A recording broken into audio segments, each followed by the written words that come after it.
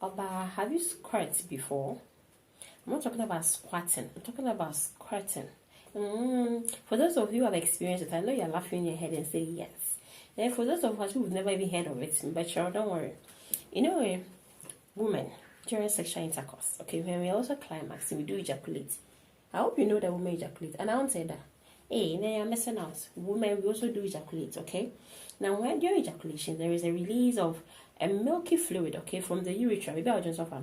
There is this milky fluid that comes from that place, and it's usually few. It's like small in quantity, yeah. But then during squirting, the amount of fluid that comes is plenty. Chow, okay. So one research says that it can start from 1 ml to like 900 ml. That no more. And it's a dose. You understand? Okay. Now this squirting has come with a lot of mysteries, a lot of speculations, okay?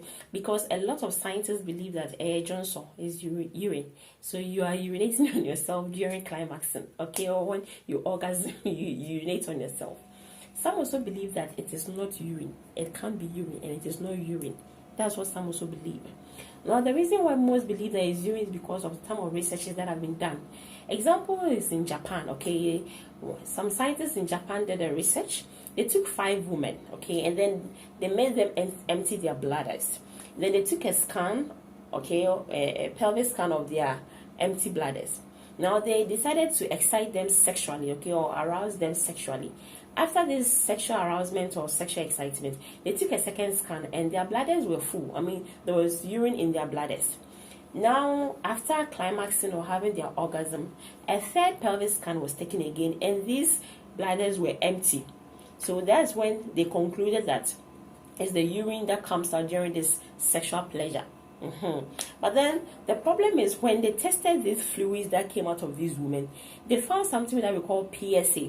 Now, PSA is something or a substance that is found in semen and in female ejaculation. Okay, this PSA is found in this fluid. So this PSA was also found in this so-called urine. So, under normal circumstances, PSA is not in urine. So, what is it doing there? So now they believe that, you see, when you're ejaculating, they have something called skinny glands. It's found at the urethra, yeah.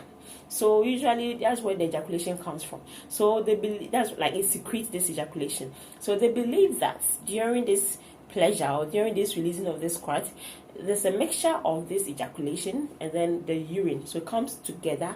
That's why the PSA was found in it. Now the thing is, men or women who have actually experienced this also say that this squirt does not smell like urine. It doesn't taste like urine. Okay, but then scientists are saying that because of the mixture of these two fluids, that's why probably you don't feel or you don't smell the urine taste or something like that. And so scientists are still trying to find out what is this, and now they don't even know the percentage of women who actually squirt. But the little research that has been done indicate that not all women can squirt. So is it that the men are not able to let the women squirt, or some women, no matter what you do to us, you will not squirt? They are still trying to find out. But you see, when it comes to women pleasure or sexuality with women, it's a bit, still covered in blankets. What I say, it's quite difficult for a woman to go to a hospital, especially in our part of this world. So, Baba calls up a doctor, said, "Doctor, me kune da."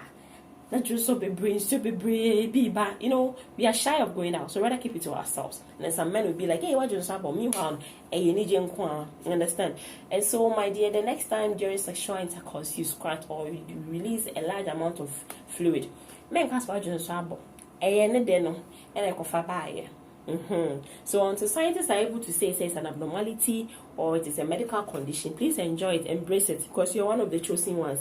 And for those of us who have not experienced this squirting yet, don't worry, you will get there. Why kakra? And so this is what we've learned today about squirting. Some women do squirt. They release large amounts of fluid, and they say it's urine, but yet they usually say air pleasure.